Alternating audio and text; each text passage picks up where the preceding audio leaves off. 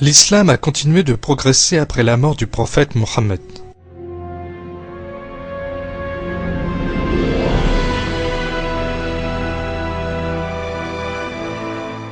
Elle s'est répandue en quelques décennies seulement dans toute la Mésopotamie et en Afrique du Nord. À l'est, elle a atteint des pays aussi lointains que l'Inde. Les Arabes qui, une dizaine d'années auparavant, étaient de simples bergers dans le désert, se sont métamorphosés en souverains d'un immense empire avec l'aide de la sagesse, la culture et la conscience de ce qu'ils ont acquis grâce à l'islam.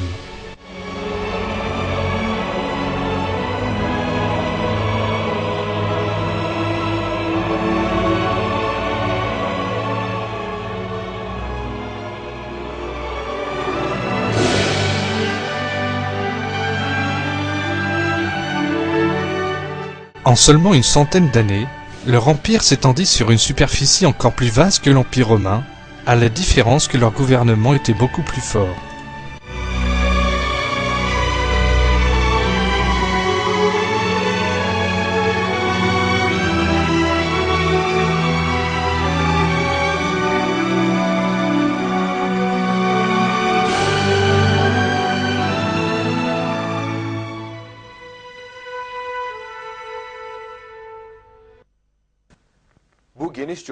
Une grande variété de cultes religieux vivait au sein de cet empire, particulièrement les juifs et les chrétiens.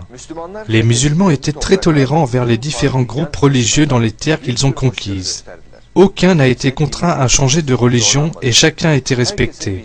Les synagogues et les églises étaient protégées à un moment où la pratique de forcer les gens à changer de religion était courante. La tolérance des musulmans était unique.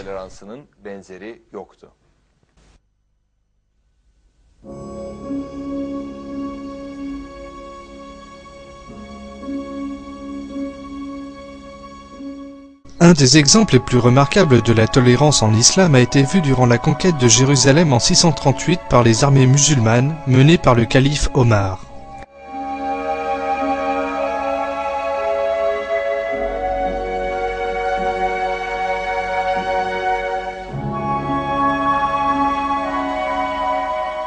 Le patriarche de l'église de la Sainte Sépulture redoutait que les musulmans ne détruisent l'église. Omar fit une visite amicale dans l'église en les rassurant qu'ils n'avaient rien à craindre.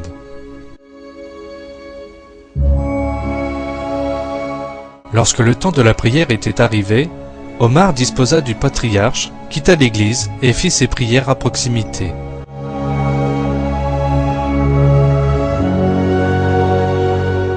Plus tard, la mosquée Al-Aqsa devait être construite à l'endroit où Omar avait fait sa première prière à Jérusalem. Les musulmans donnèrent à Jérusalem une des œuvres les plus spectaculaires en matière d'art architectural dans le monde.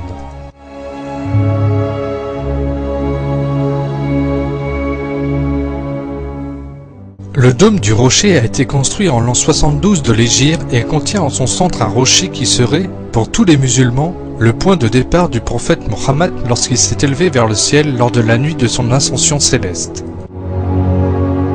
Avec ses décorations uniques et son dôme orné de feuilles dorées, le dôme du rocher était une illustration du sens artistique et historique de l'islam.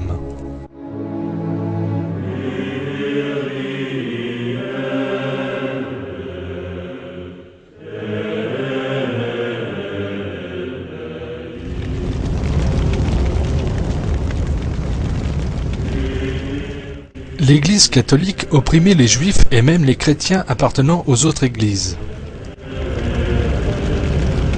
Les changements forcés de religion, de torture et d'exécution au nom de la religion étaient des pratiques courantes en Occident.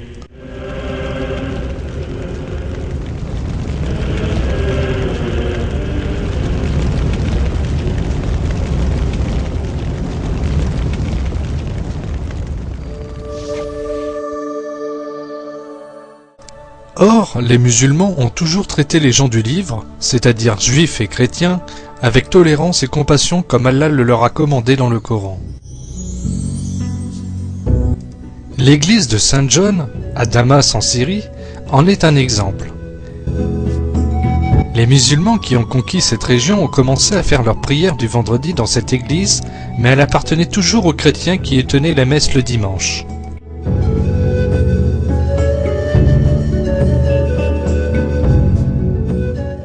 Les membres des deux religions partageaient le même emplacement de prière en paix.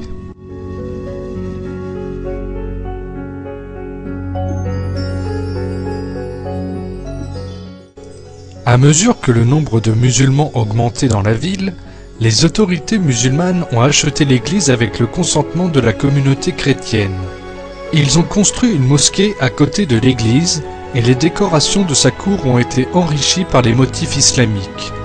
Des exemples étonnants de l'art islamique ont été construits sur les colonnes héritées de Byzance.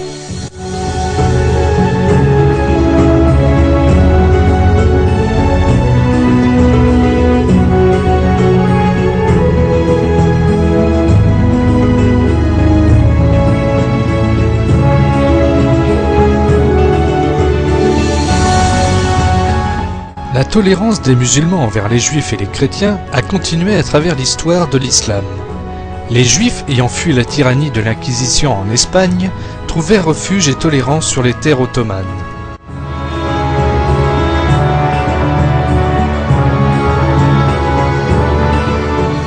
La source de la tolérance de l'islam envers les juifs et les chrétiens est la moralité du Coran.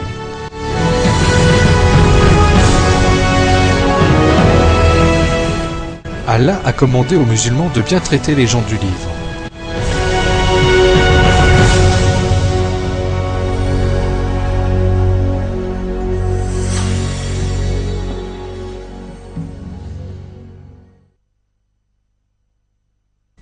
Et ne discutez que de la meilleure façon avec les gens du livre, sauf ceux d'entre eux qui sont injustes.